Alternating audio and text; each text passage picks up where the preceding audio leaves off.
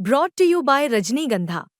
यूं ही नहीं ताज ताज बन जाता है, शिल्पकारों का हुनर और चुनिंदा संगमरमर ताज को नायाब बनाते हैं। कुछ ऐसे ही चुनिंदा जगहों से बस खास ही चुनकर लाता हूँ। कतरे कतरे को मैं हीरे सा परखता हूँ। यूं ही नहीं मैं रजनीगंधा बन जाता हूँ। बीजेपी के राज्यसभा सांसद धर्मशिला गुप्ता देखिए सड़कों पर प्रदर्शन कर रही है बैठकर। आपको बता दें कि पीएम मोदी की मांग के लिए जो आपत्तिजनक शब्द कहे गए थे उसको लेकर आज एनडीए महिला मोर्चा की तरफ से प्रदर्शन किया जा रहा है। सड़कों पर उतरने की क्यों जरूरत पड़ी?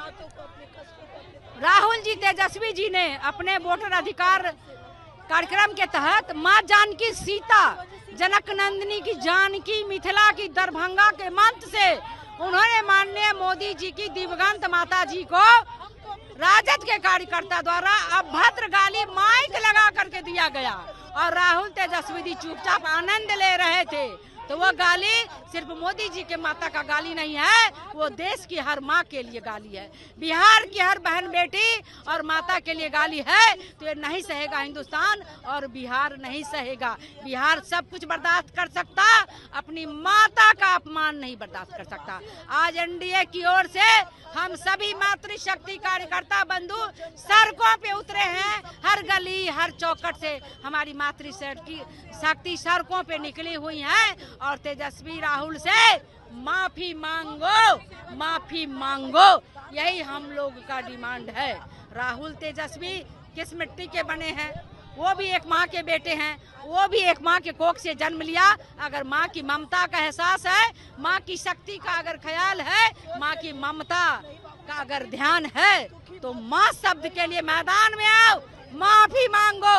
नहीं तो बिहार की मातृशक्ति वो छाया भी होती है, क्षमा भी होती है, दया भी होती है, शक्ति भी होती है, लेकिन अपमान जब होता है तो माता चंडी बन जाती है। और चंडी बन के जब बिहार की बहनें सड़कों पे है तो राहुल गांधी तेजस्वी उसमें बह जाएंगे, मिट जाएंगे। राजद का अंत बिहार से, कांग्रेस का अंत बिहार से आउट।